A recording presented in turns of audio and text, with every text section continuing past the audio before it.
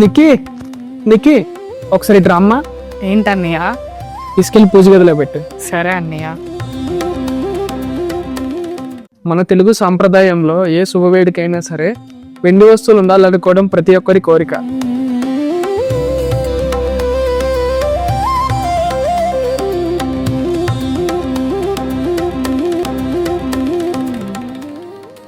హర్ష ఆగు, ఏం చేయి ఖాళీగా ఉన్నా, ఇదిగో వాచ్ పెట్టుకో.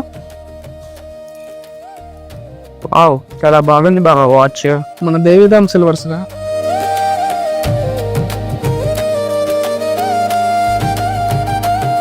మన పెద్దల నాటి సంప్రదాయాన్ని ముందు తరాలకు పంచుదాం.